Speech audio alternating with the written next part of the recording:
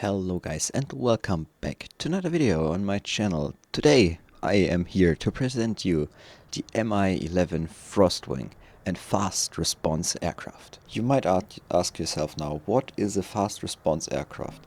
A fast response aircraft basically just is an aircraft that can do everything or basically everything, but is not designed for any of these tasks. It can just do everything. It can do ground tag, it can do interception, it can do close air support, but it's not designed for it. But it can do one thing. It can do all of these tasks very fast.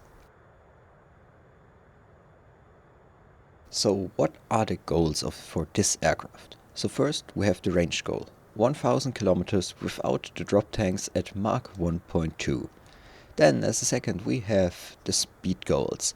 It has to go Mach 1.2 without an afterburner and Mach 2 or higher with an afterburner. Also we have some armament goals, and these include 2-ton payload capacity, 4 hardpoints and a 50mm Gatling gun. Also some maneuverability goals that are as follows. Good control at every speed and no need for extreme maneuverability, because this will be going very fast. And now we come to why did I choose the design that I chose. So first we have a T-tail for the best possible control at transonic speeds.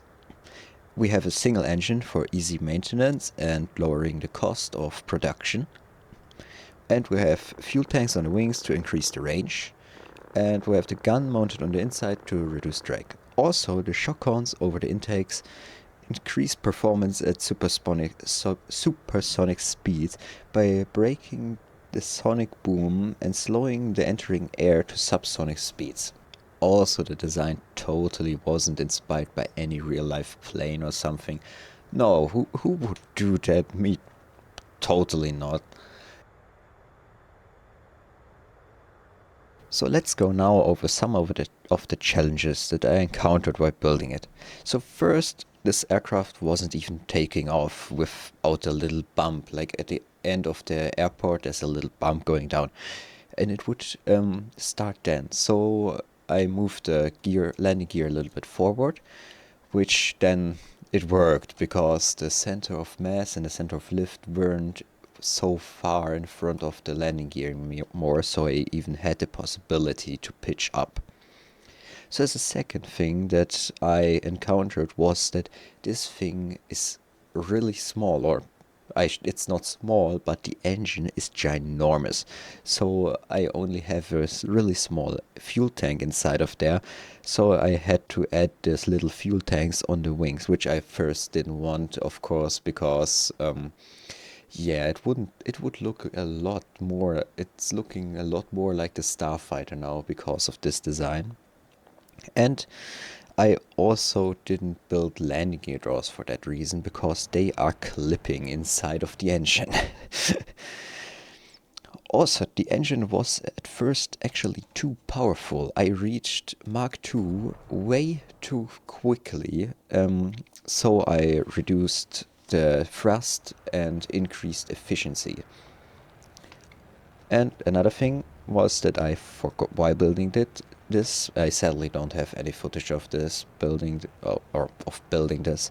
So I forgot building the air intakes at first, so I had to add the air intakes, of course, and shape the wings again, which was mildly annoying. Also, the front landing gear was having way too much control on the runway, which really messed up like my steering and my stuff.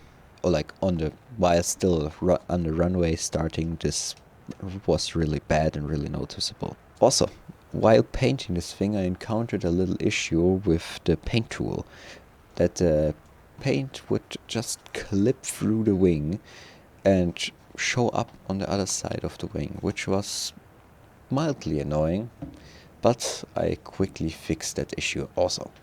And I fixed it by making the wings just a little bit thicker, so it wouldn't be thinking like that's the same part, or some weird bug is going on there.